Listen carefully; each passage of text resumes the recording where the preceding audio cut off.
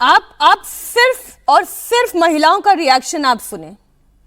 सिर्फ और सिर्फ महिलाओं का रिएक्शन आप सुने। उन्होंने कहा उन्हें डर लग रहा है, घर से बाहर निकलने में डर लग रहा है, मारपीट हो रही है और पुलिस कुछ नहीं कर पा रही है। एक लड़का क्या बोल रहा है, मैं इस पर चर्चा को अब ओपन कर देती हूं। दत्ता जी, क्या बोल रहा था वो लड़का कि मैं पुलिस के पास गया कंप्लेंट लिखाने के लिए कि मेरे साथ मारपीट हो रही है, मेरी कंप्लेंट लिखने की बजाय उल्टा पुलिस ने मुझे ही मारना शुरू कर दिया। ये वहां पर हिंदुओं की परिस्थिति है। जी मीनाक्षी जी, जब आज सुबह मैंने ये विषय उठाया था आपके सुबह वाले शो पे फाल्ता को लेके, कल मैं काफ़ी सारे प्रादेशिक बांग्ला चैनल को सुन रहा था, अलग अलग संस्थाओं के लोकल चैनल जितने हैं और राष्ट्रीय चैनल भी जिनका बांग्ला काउंटर पार्ट है। ऐसे ऐसे बयान मुझे सुनने को मिला है कि महिलाएं कह रही है कि तोदेर धर्षण करे, तोदेरके पुकुरे फैले दिबो, दीघीते फैले दिबो, यानी कि तुम लोगों का धर्षण करके, तुम लोगों का बलात्कार करके तालाब में फेंक देंगे। फिर कुछ माँ रो रो के बोल रही थी कि तो बाच्चादेर के कुची कुची करे केटे निबो, यानी कि तुम लोगों के बच्चों को बोटी बोटी कर डालेंगे, हिंदुओं का कत्लेआम करवाओ। फाल्ता में 72% पॉपुलेशन हिंदुओं की है। उस दिन जब आपको याद होगा मैंने कहा था डायमंड हार्बर मॉडल और JK model, Jahangir Khan model, Jahangir Khan model, Diamond Harbour model. Diamond Harbour model का तो आज आपने देखा है कि दोबारा रीपोलिंग हो रहा है उसके चलते।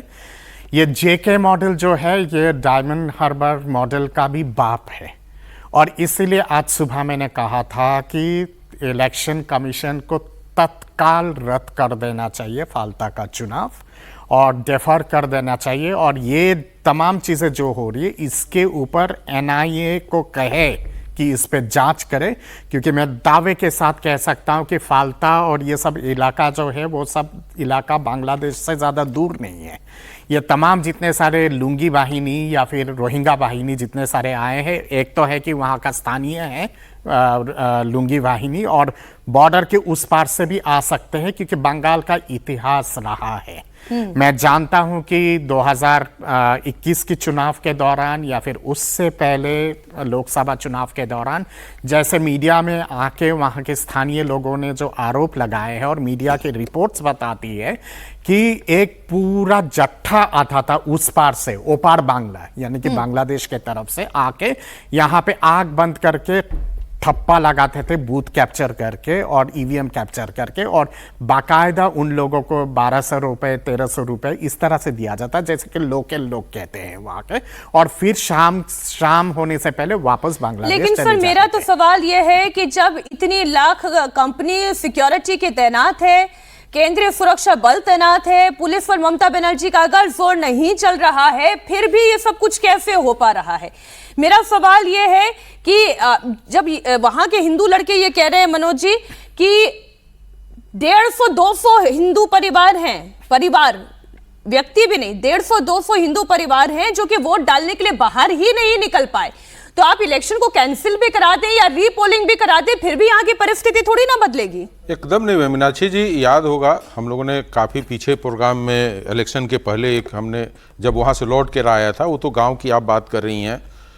जब कलकत्ता शहर में हम लोग सोसाइटी में उनके जो आरडब्ल्यू के लोग थे उनके साथ हम लोग बैठक कर रहे थे और उनसे बात कर रहे थे कि भाई यहाँ पे पोल कैसे होता है, आप लोगों का क्या इस पे है, तो उन लोगों ने कहा कि हम लोग तो पोल कर ही नहीं पाते हैं। हमने कहा क्यों, इस बार तो इतने फोर्सेज लगा है, आपको तो जाना चाहिए। उन्होंने कहा कि रोड पे तो फोर्सेज दिख रही है, मेरे सोसाइटी के अंदर तो फोर्स दिखे, यहाँ पे जो टीएमसी के लोग हैं, मैंने सोच लीजिए एक सभ्य समाज में भी टीएमसी के जो अच्छे पढ़े लिखे लोग रहते हैं वो कितने एग्रेसिव हैं इस चीज को लेकर कि वो लोग कहते हैं कि आपको पोल देने नहीं जाना है, और उनको पता है, वो मैपिंग करके रखे हैं कि भाई इस फ्लैट में कितने ऐसे घर हैं जो जाकर बीजेपी को पोल कर सकता है, तो पहले ही उनको रोक दो कि आपको पोल करने नहीं जाना। मैं दूसरी बात बोला था आपको,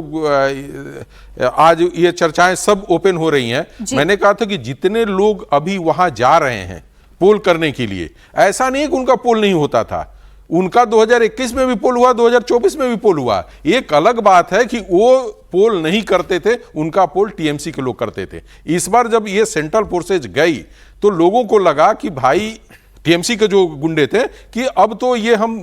छापा, वहां कहा जाता कि छापा तो नहीं कर पाएंगे, तो इन लोगों को डरा कर बुलाया गया कि तुम्हारा घर छीन लिया जाएगा, तुमको बांग्लादेशी कर दिया जाएगा। तो ये लोग वहां पे